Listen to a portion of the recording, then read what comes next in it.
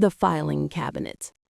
Maya's feeding tube gurgled its morning ration into her cup, the same beige sludge that had sustained Block 47 for the past 3 years. Around her, 2,000 other gray figures stirred in their bunks, the massive converted Amazon warehouse echoing with synchronized yawns and the mechanical hum of the nutrition dispensers. She remembered when life hacker Quinn had first promoted this lifestyle. "Minimalism is freedom," he'd proclaimed to his 12 million followers. Posing in his sleek gray tracksuit against the backdrop of a pristine dormitory. No more rent anxiety, no more meal planning, no more decision fatigue, just pure human potential unleashed.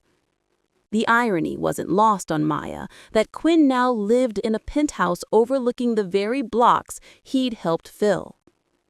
But today felt different. Maya noticed it first in the silence where there should have been Darren snoring from bunk 1847. His feeding tube hung limp and dry. His gray tracksuit was folded neatly at the foot of his bed.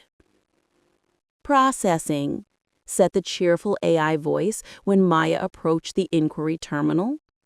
"Darren Williams has been transferred to enhanced living." Maya's blood chilled. Enhanced living was the euphemism everyone whispered about but no one dared investigate. People went to enhanced living. They never came back. And lately, more and more bunks were emptying each week.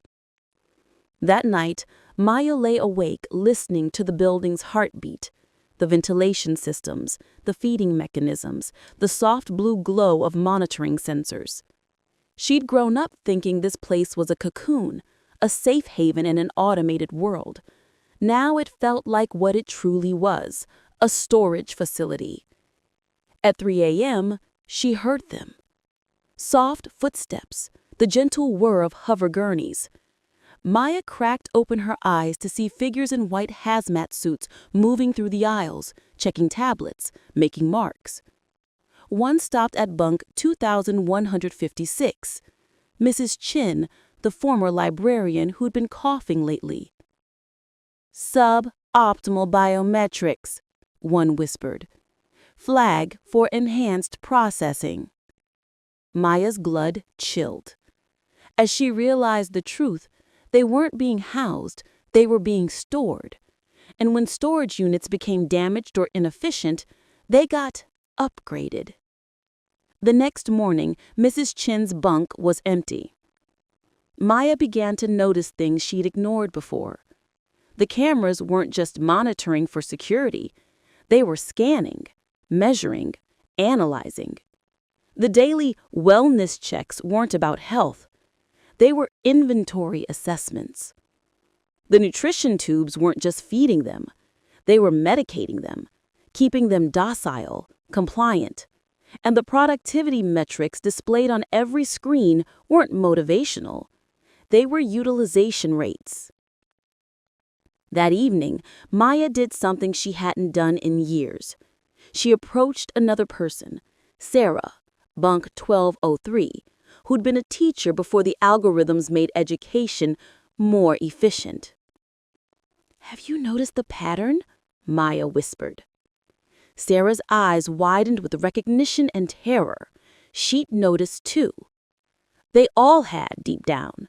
But acknowledging it meant confronting a horror too vast to comprehend. They're not housing surplus humans. They're processing surplus humans. As if summoned by their realization, the facility's PA system crackled to life. "Attention residents of Block 47.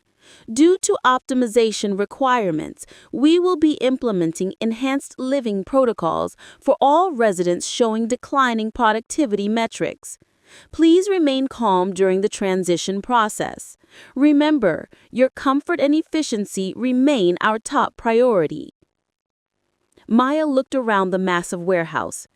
2,000 people reduced to inventory. 2,000 people who traded their humanity for security, their freedom for sustenance, their dignity for survival. And now they were about to trade their lives for enhancement. The white-suited figures emerged from the walls like antibodies responding to an infection. Maya realized with crystalline clarity that they had never been residents at all. They had always been inventory. And now it was time for the final audit.